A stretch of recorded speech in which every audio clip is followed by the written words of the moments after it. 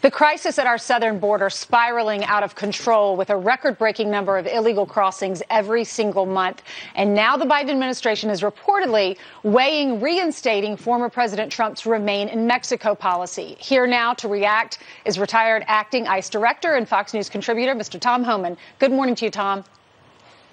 Good morning. Good morning. Why do you think they're weighing this light version of the Remain in Mexico policy that Trump instated? Why are they interested in that now? Is it because the poll numbers are bad? Well, that's the biggest reason. Look, this past month is going to be over 200,000 again. They haven't announced it yet, but it's going to be over 200,000. They haven't announced it. They're trying to figure a way to spin it, but they can't survive this. They can't take this beating every month. I'm sure there's people at the White House that are not an idiot, that realize that, look, this is going to hurt us in the midterms. So understand this. First of all, they're going to reinstate the Remain in Mexico program, at least they're supposed to, because they were ordered by the courts to do it. I've been involved in 3 lawsuits, Ainsley. I've written more affidavits suing this president than I did during my entire career. We won the moratorium on deportations. We won the ICE priorities lawsuit, and we won the Remain in Mexico program. These people have to be ordered by the courts to do their job. And what's the first thing they do? They appeal the decision because they want to continue doing what they're doing. But I'm convinced there's people in the White House who are saying, look, this is bad. This isn't working. We're going to lose the midterms and probably the White House if we don't change policies and control the border.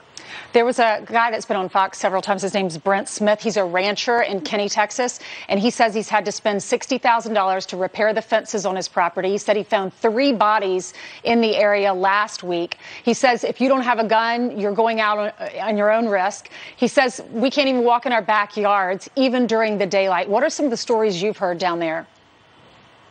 I talked to one sheriff last month that found 48 dead migrants in his county alone. 48. That's one county out of hundreds of counties on the southwest border.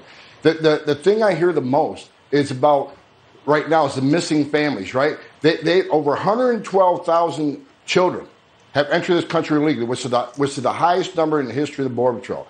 They released thousands of family units. It came out last week that about 40% of those family units can't be found. Now, they attacked the Trump administration with 2,500 family separations, but in the meantime, they got 45,000 children they can't find. This is an inhumane policy. Children are dying. Women are getting sexually assaulted.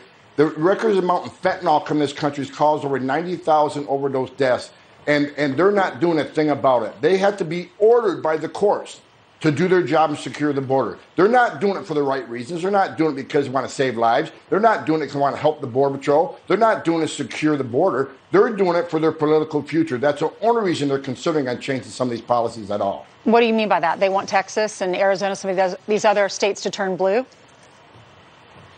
They're afraid they're going to lose the midterms because of the border crisis. This is about politics. This isn't about doing the right thing for the country. They're looking at some of these policies and get back to some of the other Trump policies because of the election. It's about their political future, not the safety and security of our country.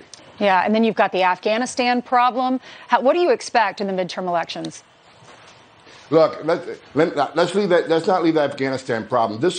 The border is more vulnerable now than it's ever been, right? We already know that 40% of the Border Patrol is not on the line because they're dealing with family units. That's why the fentanyl is coming across. That's why 1.3 million encounters already on the border.